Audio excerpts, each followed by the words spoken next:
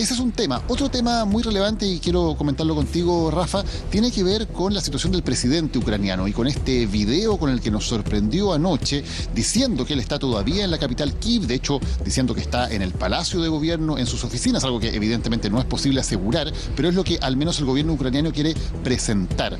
¿Cómo se tomó esto y qué pasó también desde el lado ruso, a lo que parece ser un desafío del gobierno ucraniano también hacia Vladimir Putin? Sí, antes de ir con Zelensky, una cosa, este llamado a armarse de los civiles fue una de las políticas que impulsó Volodymyr Zelensky para enfrentarse a los rusos, y el hecho de que haya tantas armas en manos de civiles es una muy buena noticia para Ucrania en guerra y una pésima perspectiva para Ucrania después de la guerra. Volodymyr Zelensky, que ayer salía en este video un tanto difícil de descifrar porque salía con un corte, entonces uno no puede saber si eso fue grabado ayer, anteayer, hace una semana, y la otra parte en un cómodo refugio en alguna parte de Ucrania, volvió a salir hoy desafiando a Vladimir Putin. El paradero de Volodymyr Zelensky es uno de los misterios más grandes que tiene la guerra. Desmintió estar en Polonia y una de las formas de dar señales de vida ha sido esta. Me quedo aquí, en Kiev, en Bankova, sin esconderme. Y no tengo miedo de nadie, el tiempo que sea necesario para ganar esta guerra, nuestra guerra nacional. Tan importante como eso es para mantener la moral del pueblo ucraniano. No hay nada peor para un pueblo que está luchando como el ucraniano, saber que sus líderes han abandonado el país. Tiene que demostrar que está en Ucrania de manera de mantener la moral combativa del ejército y hoy día del pueblo, porque es el pueblo también el que está combatiendo. Bajo el acecho de las fuerzas militares rusas que intentan entrar a Kiev, Zelensky continúa criticando al Kremlin. Hubo un acuerdo sobre corredores verdes. Ha funcionado. Lo que funcionó en cambio fueron los tanques rusos, las minas rusas, la gente de Mariupol. Incluso destruyen los autobuses destinados a evacuar a la gente. Al mismo tiempo abren un pequeño corredor que conduce al territorio ocupado para un par de docenas de personas. No tanto a Rusia como a su gente de propaganda, sus cámaras de televisión diciendo: mira, ¿quién está salvando gente? Puro cinismo, pura propaganda. El mandatario ucraniano se muestra en redes sociales y también en discursos internacionales. Durante los 13 días de la invasión rusa, 50 niños han sido asesinados, 50 grandes mártires. No nos daremos por vencidos y no perderemos. Lucharemos hasta el final. Lucharemos en el mar, en el aire. Defenderemos nuestra tierra, cueste lo que cueste. Hagan lo que puedan, lo que tengan que hacer, lo que les obliga a la grandeza de su país y su gente. Pero esta podría ser una estrategia para distraer a quienes lo buscan. A lo largo de la historia de las guerras es muy frecuente que el líder político en un momento determinado tenga que salir de Kiev, o sea, de la capital, por razones militares. Pero lo importante es que se mantenga dentro del país para dirigir la acción, para conducir tanto la guerra en sus aspectos militares, que es responsabilidad del jefe político en definitiva, cuanto conducir políticamente la guerra. Estrategia que con el pasar de los días continúa siendo exitosa, mientras el ejército ruso intenta ingresar a la capital ucraniana.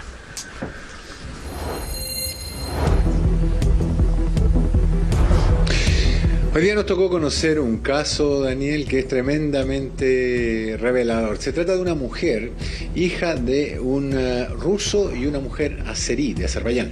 Ella misma nació en Azerbaiyán y su esposo es armenio. Pero, viviendo en Azerbaiyán, decidieron venirse en los 90 cuando hubo guerra en Nagorno-Karabaj, Kabardino-Balkaria, Cherkessia, Chechenia, Osetia del Norte. Fue una época muy convulsa para el Cáucaso Norte y se vinieron a Ucrania. Hoy, todos emprendían el camino hacia Alemania para huir de la guerra una vez más. Nací en Azerbaiyán, en la ciudad de Bakú. Mi mamá es rusa y mi papá armenio. En 1989 empezó la guerra en Azerbaiyán, así que nos mudamos a Ucrania.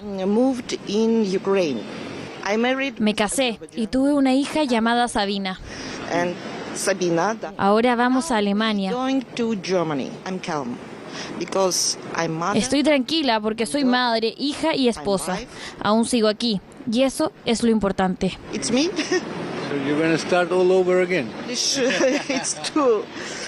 Estoy tranquila porque así es la vida.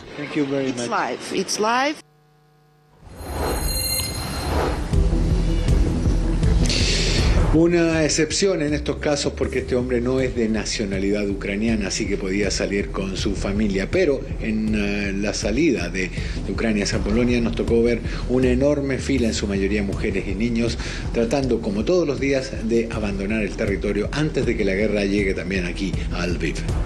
Sí, claro, porque se avanza desde el este hacia el oeste y se van cercando ciudades, las más relevantes económicamente, los puertos también, aire, mar. La idea es cortar las comunicaciones hasta llegar lo más al oeste posible y cercar evidentemente Kiev. Y por eso los bombardeos no han cesado y los médicos realizan además cirugías con explosiones en sus ventanas. Estamos hablando de Kharkov, una ciudad que se ubica cerca de la frontera con Rusia y que está literalmente en el suelo con los civiles refugiados en hospitales. Sí, la pregunta es por qué una ciudad que comparte elementos culturales e históricos con Rusia es uno de los principales objetivos de los ataques. Aquí está la nota.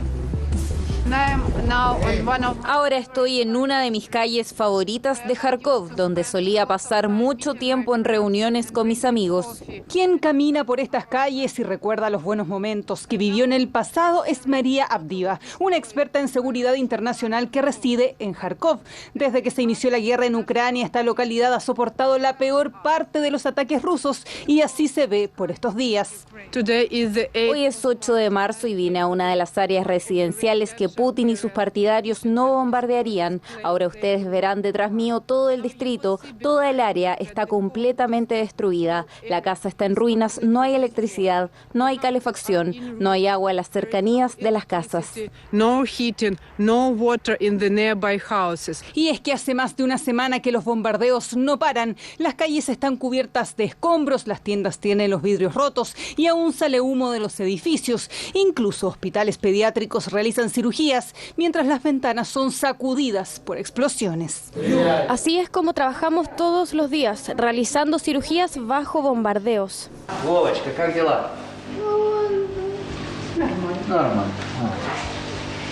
Boba afortunadamente se recupera de una operación tras recibir una bala en la cabeza. Y como él, hay muchos otros, entre ellos Dima, un niño de 8 años que también fue impactado por un proyectil. Estábamos todos en casa, el proyectil dio en el departamento y explotó adentro, incendiando 2 partes del edificio. Mi madre también sufrió. Ella está en cuidados intensivos, tiene costillas rotas y daño en la columna vertebral. Los médicos la trataron, pero el niño sufrió la peor lesión. La ciudad de Kharkov o Kharkiv en ucraniano fue conquistada y reconquistada 4 veces durante la Segunda Guerra Mundial. Es la más grande de Ucrania después de Kiev y se ubica a unos 30 kilómetros de la frontera oriental con Rusia. Tiene 1,4 millones de habitantes, cerca del 30% de ellos se sienten rusos y casi 2/3 son rusoparlantes. De hecho, muchos ucranianos siguen hablando ese idioma. Entonces, ¿por qué los ataques a una localidad con la que se comparten elementos culturales e históricos? En la guerra, aunque tengas población, digamos, afín en algún sitio, si ese lugar resulta estratégico, vas a hacer esfuerzo, incluso romper algunas, ¿no es cierto?, leyes de la guerra, incluso dañando a lo que podría ser parte de tu población. Por ellos no lo harían, porque Kharkov la estiman. Y Rusia la ve como una ciudad parte de su patrimonio cultural. Este martes se declaró un alto al fuego temporal para evacuar a los civiles de 5 ciudades importantes de Ucrania, incluida Kharkov y Kiev. El problema está en todos ellos, los heridos, que poco pueden hacer más allá que refugiarse y esperar. Kharkov, además, Daniel, que cuando se sale de la Unión Soviética, Ucrania, en ese lugar se arma una capital paralela prorrusa, mientras mucho más cerca de la frontera con Occidente y en Kiev se afirma el afán de independizarse y finalmente lo logran de la Unión Soviética.